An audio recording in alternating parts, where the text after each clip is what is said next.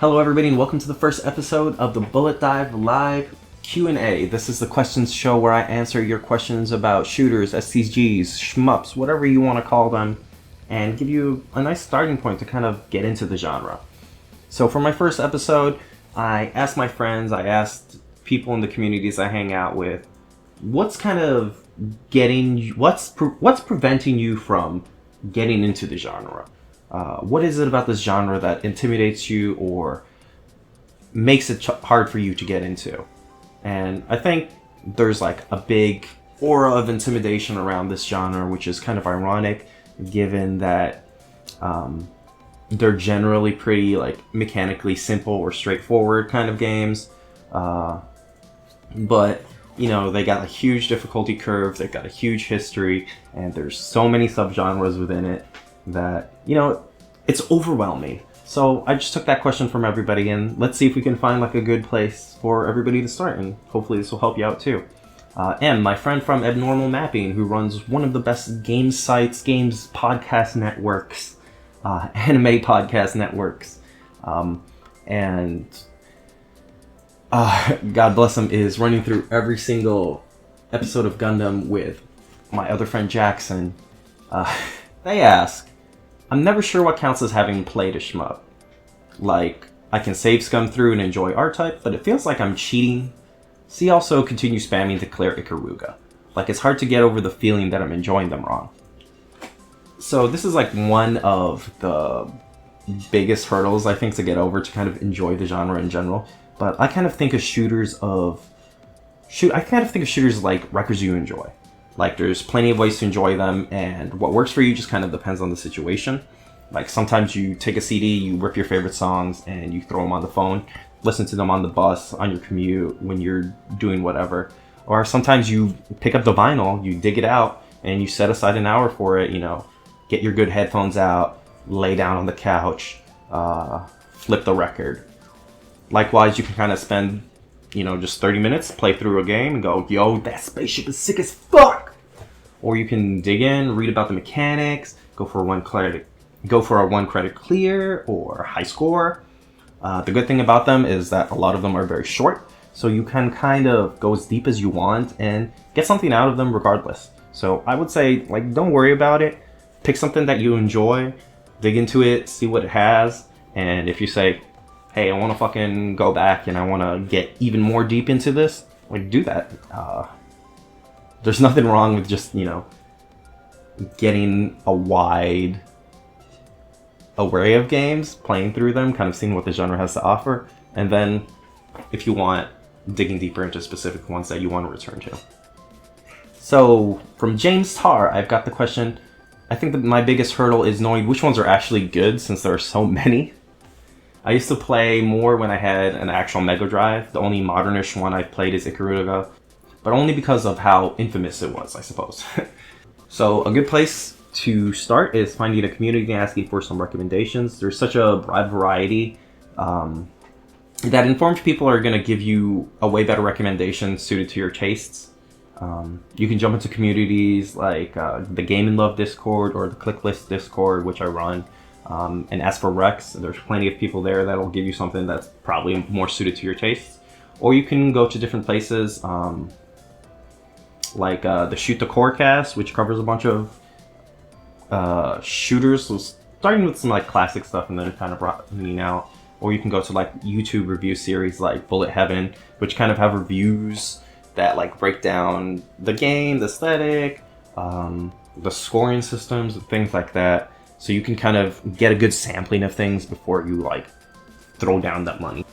Another cool place to start is the Hidden Gems series on Racket Boy, or the SHMUPS 101 on Racket Boy. They've got some pretty good lists that kind of just like, here's the, you know, curriculum, so to speak, of it. And then of course you can always hit me up on Twitter or here, and I can kind of give you personal recommendations if you like. Okay, so Karevi says, what I would like from shooters is something other than generic sci-fi or horny anime. Twinkle Star Sprites, Twinbee, and Parodius being the ones that I've liked the look of a lot. So first, I'm going to be that person, and I'm going to caution against outright dismissing the space shooter aesthetics, because even some of the big mainstream games out there get really creative with their settings that are worth dipping into. Stuff like Gradius Gaiden, Salamander, R-Type, and Darius definitely have like some of the most spectacular scenes in the genre and are like iconic for a reason. But that said, I understand. Sometimes you just, you see fucking space shooters and asteroids and you're like, your eyes glaze over. So I would say the subgenre that you want, Korevi, is the cute 'em up. There's plenty of anime in there, yeah, but there's also stuff like Fantasy Zone, Twinkletail, Harmful Park, Mating and Spell, and Star Parodier that all play in that cute, kind of whimsical, joking space with really adorable designs that are like really easy to love. And will kind of get you through, sometimes what can be kind of difficult genre. So Aquamarine on Twitter asks, a big part of why I haven't picked up a shooter in ages is bad memories of playing quarter-hungry arcade shooters that feel actually impossible to succeed in. So in a nutshell, notorious difficulty has stopped me from playing this genre. And I would like to pair that with another question from Ragzoken on Twitter, also on Twitter. What are the mainstream or entry-level shooters in 2020? I'm only really aware of and played Parodius and Ikaruga. And there's Parodius and Ikaruga again. And also, are there good shooters on itch.io? So I'm going to combine those questions again. Thankfully, a lot of new shooters, especially indie ones, tend to be made with a new player in mind. Even cave games, which are this very niche, hardcore set of games that are notorious for helping like evolve the bullet hell genre. Even new versions of those have novice modes in there. So if you want that classic bullet hell experience, titles like Death Smiles and Mushihime-sama from Cave are a good place to start with. Those both have, Mushihime-sama has like a novice mode, and Death Smiles has like an adjustable difficulty per level. Crimson Clover also has similar space to lots of cave shooters, and honestly, I like it more than the cave shooters that are on Steam right now. Well, at least the Dononpachi ones. And it also has a novice mode, as well as like very clear scoring mechanics to dig into, and it's like cheap like all the time. It's like $2-3 like pocket change. Jamestown is probably like one of my all-time favorite games. That's on like not everything. It's like on PlayStation, Switch, PC. Jamestown Plus specifically is kind of the one you want to go for at this point. I still play it to this day, and it's kind of like what I credit with getting me into like bullet hell shooters. It's also got like co-op modes up to 4 players where you can kind of resurrect each other, so you can kind of get that similar thing that you got like if you're playing like Gears of War and somebody goes down, you're like, oh, you just got to stay alive for like 10 more seconds and then we'll come back. It also has like adjustable difficulty and is like one of the easiest ones to read, so that's always one of my starting recommendations.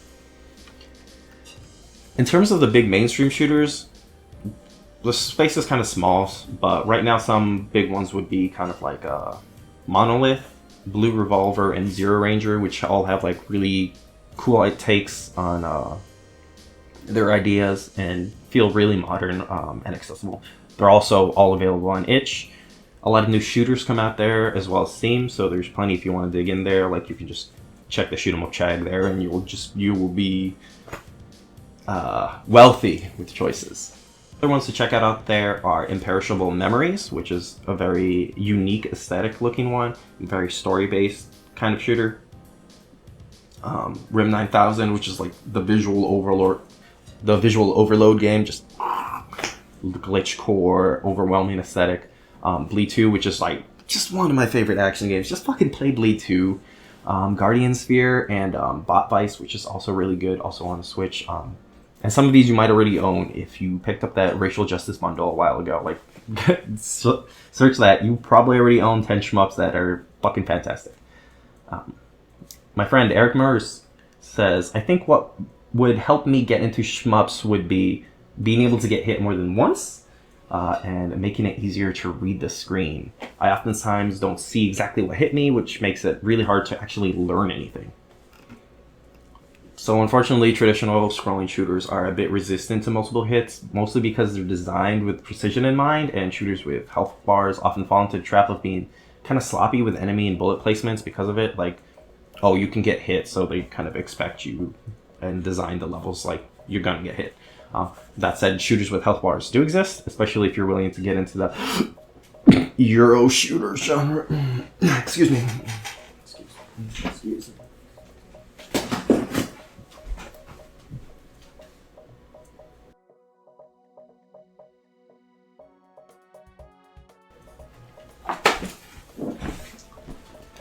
No, I'm just kidding. It's fine. It's just, it's not for me, but people enjoy Euro shooters. There's perfectly good ones out there.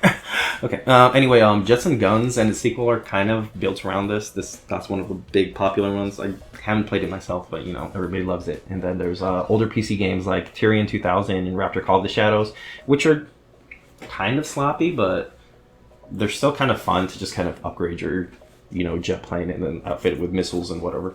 On the more modern side, Raiden 5 actually made a big departure by adding in health bars, which was really weird for a lot of people in the community. Just like, what the fuck is this? Why does it have health bars? But I've seen that on sale a lot too. And other subgenres are a really good place to dip into if you want something more forgiving. Like, you don't have to go strict traditional shooter. Like, you can do run and gun shooters, which provide a good starting point if you're like a platforming fan. You get the cool platforming, you get cool action at the same time. Both Gunstar Heroes games allow you to take a bunch of hits and keep the game more expressive because of it. And even Contra Hardcore, at least the Japanese version, has a health bar, even if it's otherwise unrelenting.